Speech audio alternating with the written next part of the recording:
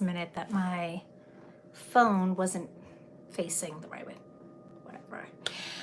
Hello everyone, my name is Bree and welcome to my channel Just Breezy. I haven't said that in many months. And I'm sorry. I'm just not liking the framing here. Anywho. There we go. I don't know why the plant there was bothering me, but it was. So like I said, I haven't been on this channel in quite a long time. But I wanted to come on for a few different reasons today. Since I would say April, May, June, July, for like 4 months. I think I came on here maybe twice to do a live, but I really haven't done any pre-recorded, edited pieces. And to be quite honest with you, it's one of those things where, you know, I would always say on my videos that like, I like to be sort of an open book and genuine and talk from, I don't know, my heart and experiences. And I just, for the past X amount of months, just haven't felt like I could, you know? So then I didn't want to come on. I didn't want to do videos that felt fake or forced or anything like that. And I just figured, well, I'll leave my channel the way it is. And if I lose anybody that was following, you know, that's unfortunate. But what happened was over these past months, on a daily basis, I would get emails from YouTube saying, so-and-so commented on this video. This person commented on that video. This person sent you a message.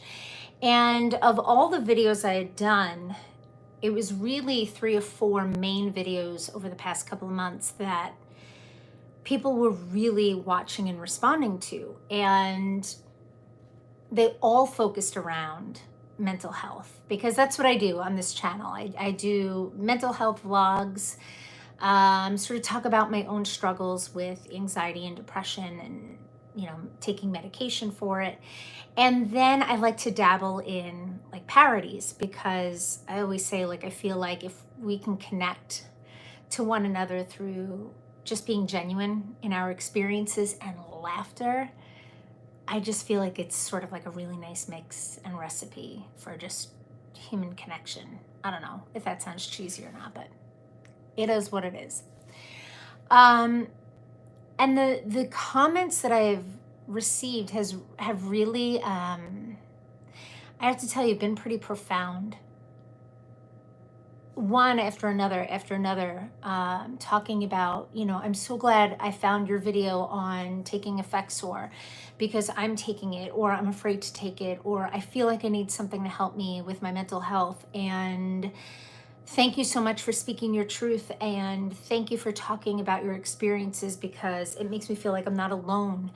And when I'm not exaggerating, on a daily basis, for the past 3 or 4 months, I've been getting these comments from people.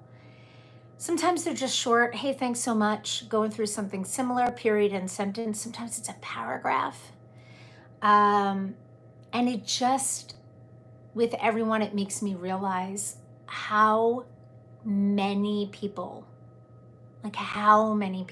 really struggle, you know, with their mental health. And you know, unless you've been living under a rock, of course, everybody's been hearing about Simone Biles and her decision to kind of step away from her team, step away from her individual events, step away from the whole Olympic experience. And there's this big, and I get it, you know, big cry out for people to be like, you know, why are you saying negative things about this girl?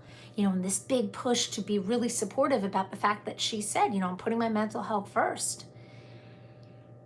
And I'm reading, and it seems like to me, most of the comments have been positive, the things that I've been reading towards her decision. And then you get people that just say the most naive, small-minded remarks. Well, she's supposed to be the GOAT, the greatest of all time. You know, how could she do this? And so many things run through my head. One, it's like, why do any of us care in a negative way? You know what I mean? Like, it's interesting. Of course, she's like an international superstar. She is the GOAT in her sort of, focus of what she's doing. But why do people care in a negative way? Like, how does it affect your life in any way negatively that Simone Biles decided to step away from the Olympics? Like, think about that. I mean, it doesn't. It really doesn't. And if you don't understand her way of thinking, you don't have to. I mean, I think when I sort of watched her interview, hi Ed, how are you? When I watched her interview, when I was reading some articles and looking at some clips, and she was very well spoken in saying like, my mental health is more important, and this was a decision that I had to make. Do any of us think that was easy for someone like her who like, this is what this girl trains for? It's in her blood. Do we think that was an easy decision for her to just say like, yeah, I'm out, I'm tapping out, done? And like, the things people write are just so moronic. And I take sort of a step back because I think about what I tell my kids, especially my daughter, when it comes to people on social media. And I've said this a few times, like, we got to stop putting so much weight and credit onto people who say really naive, stupid, small-minded comments. Because first of all, as everyone knows, like, people are really brave behind the keyboard, super brave. They can, I can't believe you're doing this. But when you see comments from people that are just ripping apart a human being because they can, I always say to my daughter, like, I feel badly for that person. Truly, I feel like, what is your life like that is what you do with your free time? Like, what joy do you get out of ripping apart somebody who is obviously already going through something, right? Like, can you imagine? Could you imagine being under this microscope where it's not just like people in your town know you or your state or your country, but like, you're known across like the whole entire world? No, they don't have a life. That's the thing, Ed. You're absolutely right. They don't have a life. But could you imagine being that well known and going to Tokyo without your support system, right? Because nobody's allowed to go except your team and your coaches and your trainer. And then you go there and it's a completely different experience of no fans, no that energy. And then having the year that these gymnasts have had this year, last year, all of the sexual abuse case and all of that stuff that came out. I mean, I'm thinking it wasn't like an easy decision for her. Or maybe I should take that back. Maybe it was an easy decision in that she was able to say, no, my mental health is more important, period, end sentence. But it's not something that I'm sure was just done lightly. But if it was, like, again, why does it matter to anybody else in a negative way? Hello, Firefly Farm. How are you? But yeah, I was kind of on my mental health walk, as I call it. And I was thinking about it, and I'm just like I'm all for people who go on social media and are lifting her up. Thank you for being this person that is in this position and saying my mental health is more important than, the Olympics and the medal and the this and the that. I'm all for that tribe of people to do that. But it's the people who are like the trolly people. You just got to imagine what kind of person that is. That's all I'm saying, right? They're not compassionate. They're not open-minded. They're probably not somebody you'd really want to be friends with. So I wouldn't even give them that much credit. I'm just saying. But I was thinking about that. And like I said, I was thinking about a lot of the comments that I have received over the past X amount of months on my videos. And some of them really stick out. And I just sort of wanted to take a couple of minutes and address some of them for anybody who watches this and makes it into, what am I at, almost 10 minutes? Girlfriend can talk. I had somebody comment on a video that I had done about Effexor and how it was really working for me. And she left me this really long comment about how she right now is in a very abusive relationship with a boyfriend who doesn't support her. She's an older woman who doesn't support her emotionally. emotionally abusive, verbally abusive, physically abusive. She had recently gone through a death in her family that was really traumatic to her. And her partner, her boyfriend, just hasn't been there at all to support her, like just constantly knocking her down, literally knocking her down. And she was asking me, and she was saying to me, like, I need to feel better. I need to feel better. Do you think this type of medication would help? And I wanted to, I wanted to just be like, oh my God, can I please meet you? And first of all, hug you and just like shake you a little bit. And like, that's not the answer. I've had a lot of people hit the bricks, boyfriend. Yeah, exactly. But I've had a lot of people over the past X amount of months, sort of leaving me these comments of these situations that they're in and asking if I thought Effexor was the right medication for them to sort of, you're still on it. Yeah, me too. Me too. I hope you're doing well on it, because for me, it's a really good fit. For other people, I've had people write to me that it's not. And I always say, I'm not a psychiatrist, I'm not a psychologist, I'm not a doctor. I just share my own personal experiences. So I'm not the person to be like, oh, you should be on this dosage for this amount of time. That's not, like, you can listen to my experience, to just sort of feel connected, and then maybe talk to your doctor about things that like I've shared. But it was really important for me to sort of respond to everybody and to let them know that, like, I don't take Effexor to make the stressors in my life go away. That's not how it works. It's good. I take it in the AM. Yeah.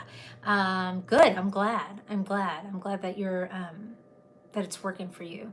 But the more comments I read, the more I'm realizing that there are some people that have this thought that this is sort of like this magic pill to make the environmental stressors around them go away. And that's not how it works. It's not like, oh, let me pop the pill and then I don't have to deal with, like, all those things are still there.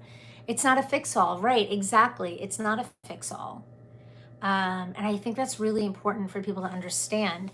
How long does it take for it to work? Does it help for agoraphobia? So really great questions. When I started, my doctor had said to me, 2 weeks. He said it could work sooner, it could take longer, but kind of gave me this 2 week window to say, give it 2 weeks before I really sort of like make up my mind, kind of gave me the really serious side effects to look out for. And if I was experiencing that, to call him right away and not wait 2 weeks. But kind of gave me this time frame of 2 weeks. For me, I noticed a difference pretty quickly. I talk in some other videos about some side effects that I had, but sort of like pushed through that, and then my body acclimated and it really helped. Does it work for agoraphobia? I don't know. I don't know.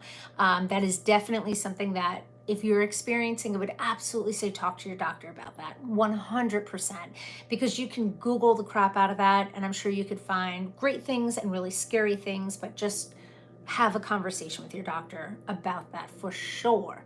But the thing with taking medication, like I always say, when it comes to anxiety, when it comes to depression, when it comes to anything mental health, something that like we all need to keep in mind is that there are environmental things that affect that, right? Like things that might be going on in your relationship. Maybe you're a parent and like just parenting your kids, or maybe you're a student, or maybe you're somebody that just has a lot of life pressures. That's what we say when we talk about environmental. And then there's the stuff internally that goes on. Chemical imbalances, genetics, hormonal, things that you don't have any control over. And when I really talked it out through therapy, through sort of taking time to understand where internally I definitely can feel like an imbalance when I'm like, I need a little adjustment here. Something's not quite right. And then I know also that I'm affected by environmental stuff, and I've talked about like certain things that have gone on in my childhood, witnessing abuse, being affected by abuse, going through that personally, right? That's all environmental stuff that happens in your life, and how that affects you and how that changes your perception of life and what, safety and oh my goodness, what's going to happen and your anxiety. But then I also, like when I look at my family tree, I can sort of connect the dots to, okay, this person had really bad anxiety, this person had depression, this person had bipolar. And you kind of can see that in your family, maybe genetically, you're predisposed to things. Um, but my decision to take medication was really to help me balance out all that internal stuff so that I can then handle all of the external environmental stuff better. Because, the way I explain it is like if you're out of a 10, always at like an 8 or a 9, you have like no room. You have no room before you feel like your brain is going to like, explode. And then you're just like, I can't handle life. So for me, taking that medication kind of brought me down in a good way. I don't mean like zombie down, but like brought that anxiety level down so I could deal. What side effects did I experience? So I definitely had some fatigue. It wasn't anything that it was like, I felt like a zombie mommy, like, oh, I can't function and take care of my children. I can't go to work. But I definitely had a few days of feeling tired, more so than usual. I experienced something that I had no idea what it was called, and it was freaking me the hell out. And then through conversations, sorry, my nose is itchy, and sort of doing my own research, people call them brain zaps, which sounds really scary and it kind of feels scary, but I would always explain it like I was really aware of my nerve endings, if that makes sense. Like I would feel sort of like these like pulses of like zaps. I don't know how else to explain it, but brain zap is sort of like the perfect word for it. I didn't feel it in my brain, but I felt it throughout my body, and I was like, what in the hell is going on? I will get that still if I forget to take a dosage. So I have purchased, I don't know why I'm looking, I don't have it here. I have purchased a medication, one of those like pill boxes, because I was really bad at remembering. Did I take it? Wait, was that yesterday that I took it? I think I took it. And then I was like, oh, I don't want to take it if I already did. Just because, like, as a mom and as somebody who works and, my brain is kind of like in 50 different places, I wasn't good at managing it. So I needed something visual that kind of organized it for me. But there have definitely been times, what the heck is that, where I have forgotten to take, a dosage. And then the next full day will happen. And that night I'll be like, oh, wait, I didn't. And I look at my box and I'm like, oh, crap. And I will start to feel those sensations. But for me, that's been it. I have had comments, and I will tell you, not to scare anybody, but a lot of people have commented that Lexapro, and I took Lexapro at first, which was fine for me for my anxiety, but I needed something more for depression, which is why my doctor switched me to Effexor.